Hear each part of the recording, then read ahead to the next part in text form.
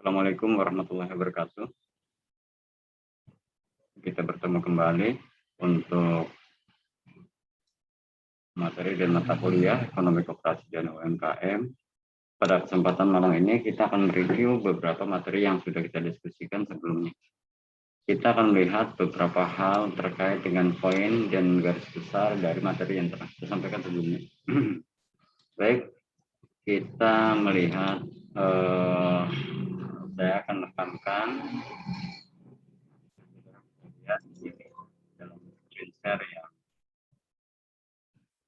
saya bagikan. Kita lihat beberapa poin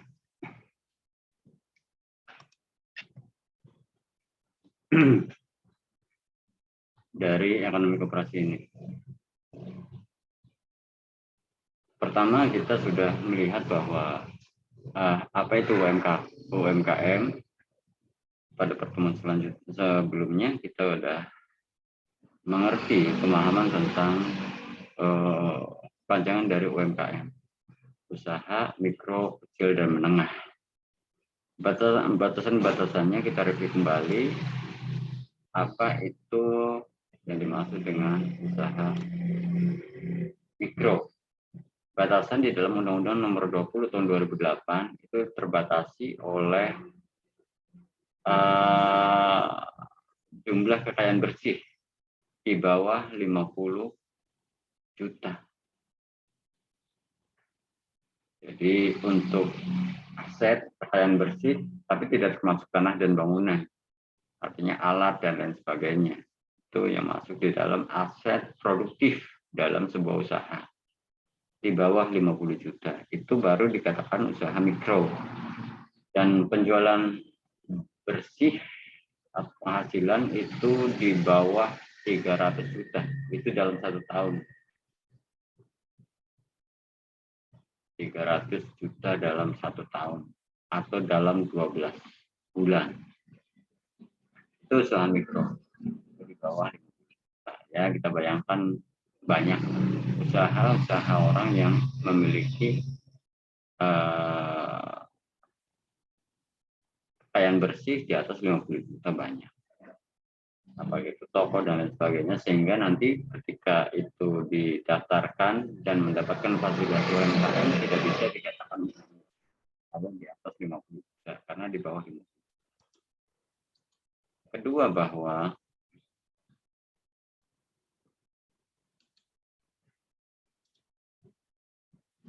usaha kecil itu kisaran dari 50 sampai 500 juta. Jadi 10 kali lipat ya. 10 kali lipat itu usaha kecil. Jadi usaha yang produktif, usaha produktif milik orang atau badan usaha. Jadi milik perorangan atau badan usaha. Badan usaha tentu di sana ada pengurus, tetapi atas nama badannya itu yang di kepemilikan atau sebagai ownernya adalah badan usaha, sehingga tidak mencantum nama, tetapi nama orang, tetapi nama badan usahanya. Misalkan pendirinya adalah saya, Toto, kemudian dengan wakil direktur atau saya punya bendahara atau sekretaris namanya Purianto, membuat usaha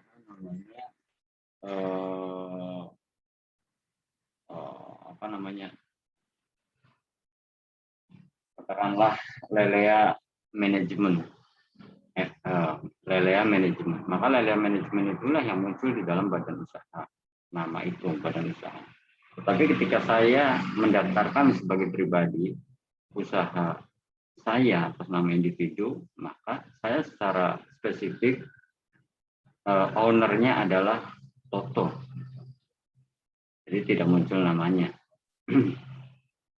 Itu dengan kekayaan bersih, tidak termasuk tanah dan bangunan karena itu merupakan aset yang berkelanjutan. Dan katakanlah jangka waktu produktifnya lamban ya, kecuali dijual. tidak berkembang. Itu antara 50 sampai 500. Dan angka penjualannya antara 300 juta sampai 2,5 miliar. Jadi kalau tadi usaha mikro antara di bawah 300 dan 50 juta untuk usaha yang bersih. Baik, selanjutnya usaha menengah itu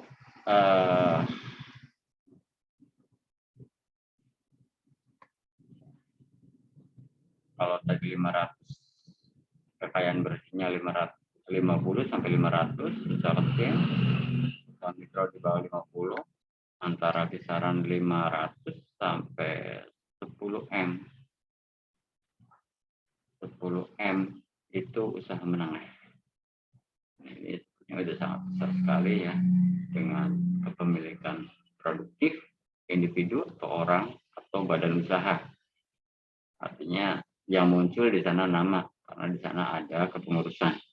Itu dengan kekayaan 500 sampai 10 M.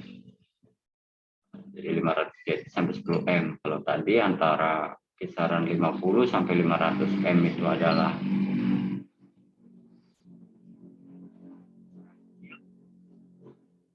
kalau di bawah 50 M itu usaha mikro. Jadi lebih dari kecil. Menengah 500 sampai 10 M. Dan penjualan 2,5 sampai 50 M. Kalau tadi antara 300 sampai 2,5 penjualannya, omset dalam 1 tahun. Kemudian usaha mikro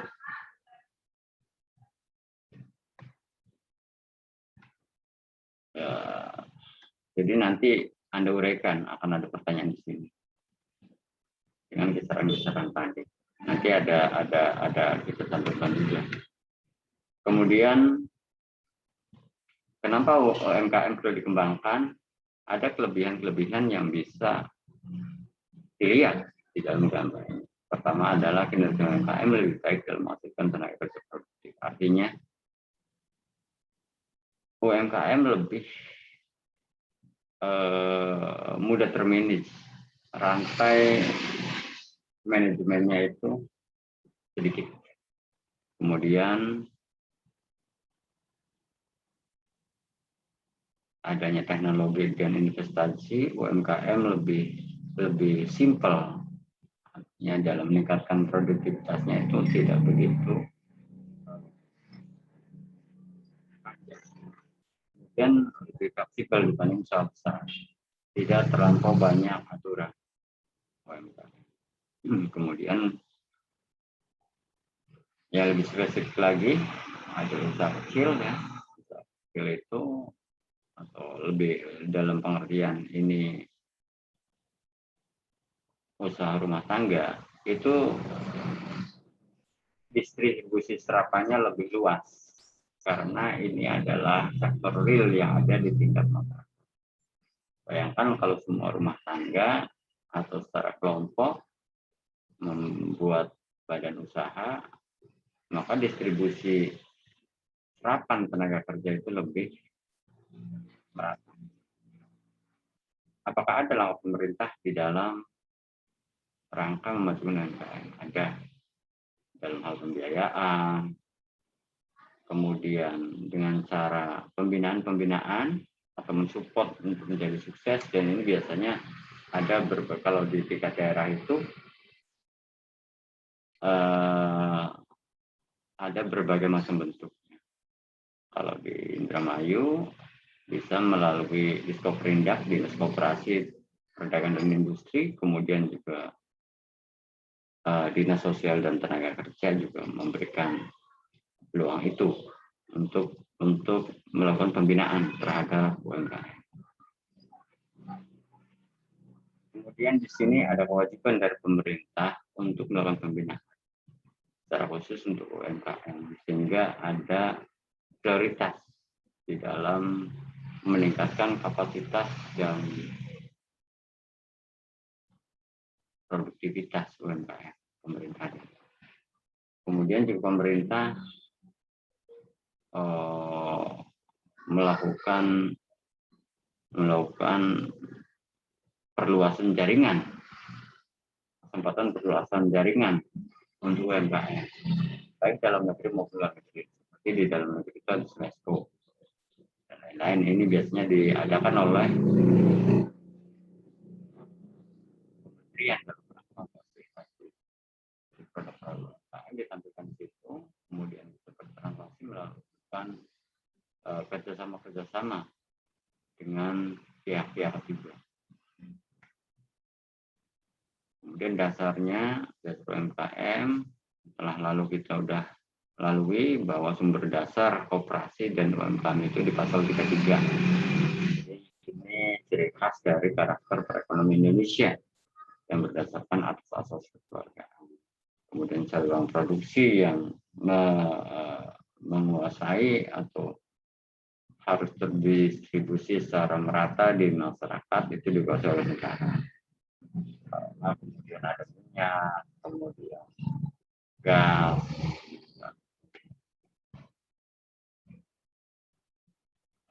Kemudian terkait dengan koperasi, kita tekankan lagi bukan akumulasi modal koperasi, tetapi persekutuan sosial atau manusia.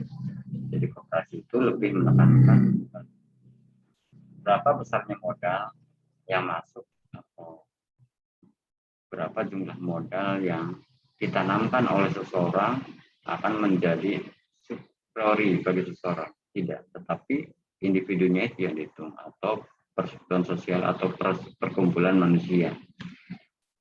Sifatnya sukarela dan tujuannya adalah mempentingkan kesejahteraan anggota dengan cara kerjasama secara kekeluargaan. Jadi, dari kita, dari anggota, kemudian modal juga dari anggota dan diperuntukkan untuk anggota. Ini kerjasama itu lebih mudah untuk mencapai apa yang diinginkan. Tujuan koperasi itu apa? Misalkan koperasi itu di bidang perikanan. Tentu dirumuskan apa yang harus ditanggulangi atau difasilitasi oleh koperasi dalam rangka kepentingan bersama. Misalkan di nelayan.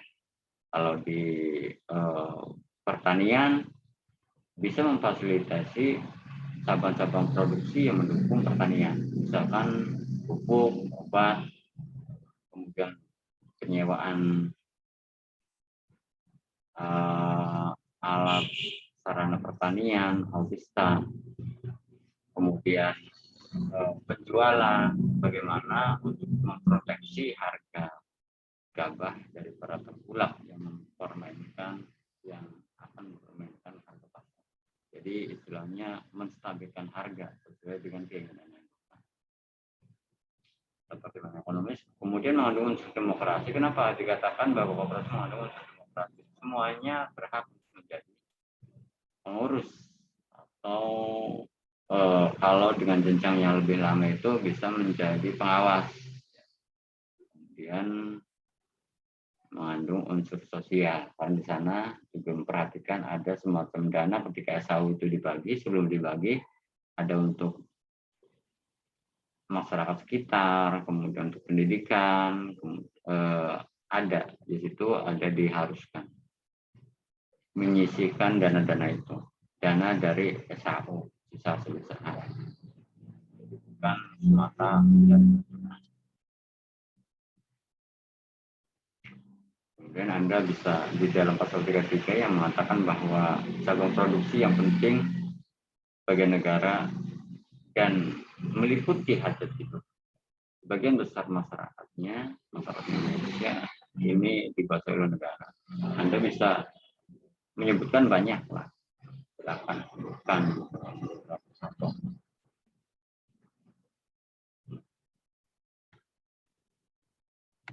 Terus sama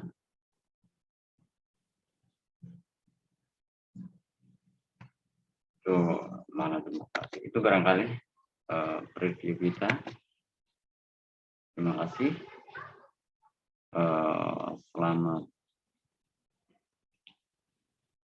Selamat menikmati